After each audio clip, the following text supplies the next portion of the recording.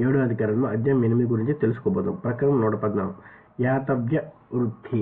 ప్రకరణం 115 అనుగ్రహించదగిన మిత్రుల గురించిన విశేషములు.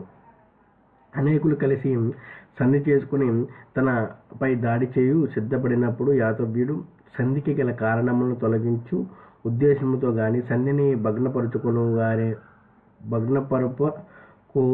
కోరి గాని సామవాహికులతో నొకనితో రెండింతల లాభమును తానే ఇచ్చినట్లు బేరము చేయవలెను.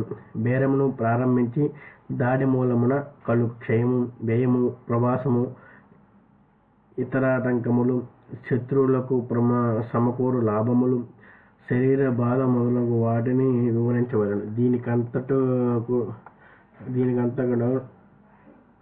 సమ్మతించిన ఎడల అతనికి ధనము నీయవలెను, లేదా తక్కిన సామవాహికులతో అతనికి విరోధమును కల్పించి అతనిని వారి నుండి వేరు చేయవలెను. చక్కగా నారంభమును గాని కార్యములను మరింత క్షేమమును కలిగించదన్నప్పుడు చక్కగా నారంభించబడిన యాత్రకు వికూతము కలిగించదలిచినప్పుడును అతని మూలస్థానములపై దాడి చేయవలసినప్పుడు అతని యాత్రను ఆటంకపరచదలిచినప్పుడు యాతవ్యుడితో కలిసిన తర్వాత మరింత లాభమును కోరదలిచినప్పుడును బేరమును సందర్భమును ధనమును గురించి ఇన్ని ఇబ్బందులు కలిగిన లేదా అతని యందు ఎక్కువ విశ్వాసము లేకపోయినను ప్రస్తుత తక్కువ లాభమును భవిష్యత్తులో ఎక్కువ లాభమును సమకూరినట్లు ఒప్పందం చేసుకొనవలెను. తన మిత్రుని ఉపకారమును శత్రువును ఉపకారమును తనదగును లాభమును చేకూరనని తోచినప్పుడు ఇంతకు పూర్వము తను ఉపకారం చేసిన రాజు నుండి మరింత లాభమును సంపాదించినప్పుడు ప్రస్తుతము తక్కువ లాభంతో తృప్తి పొంది భవిష్యత్తులో ఎక్కువ లాభము అపేక్షించవలెను. దూష్యులతో గాని శత్రువులతో గాని మూలస్థానమును పట్టుకొనదలిచిన అధికునితో గాని పోరుచుండ రాజును రక్షింపదలిచినప్పుడు అట్టి రాజు ముద్రింపదంటి సహాయమును తనకు చేయవలెను. కాంచినప్పుడు సంబంధ బాధ్యవ్యమును గురించి ఆలోచించవలసినప్పుడు ఇప్పుడు గాని భవిష్యత్తులో గాని లాభము అపేక్షించరాదు.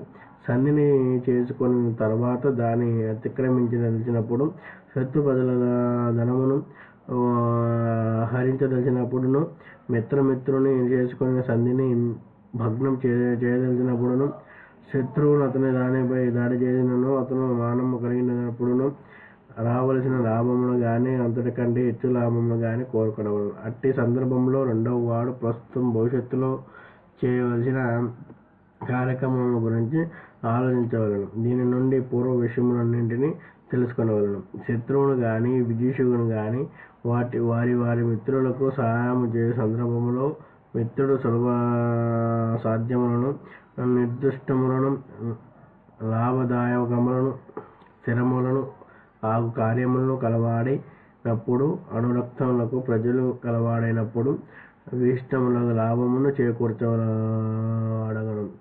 సాధ్యములకు కార్యములకు కలవాడు పూర్తి చేయుటకు సాధ్యములైనట్టు ప్రారంభించను. నిర్దిష్టములకు కార్యములు కలవాడు లోపములు లేని కార్యములనే ప్రారంభించను. లాభదాయకములకు వాటిని కలవాడు సత్ఫలితమునిచ్చు వాటిని ప్రారంభించును.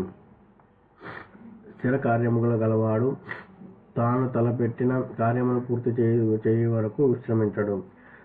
అనురక్తకులకు ప్రజలు కలవాడు సహాయ సంపత్తి ఉన్న వాడొకటి చేత ఇతరుల నుండి స్వల్ప సహాయము లభించునని కార్యములను సంపాదించుకొన గలవాడనగును.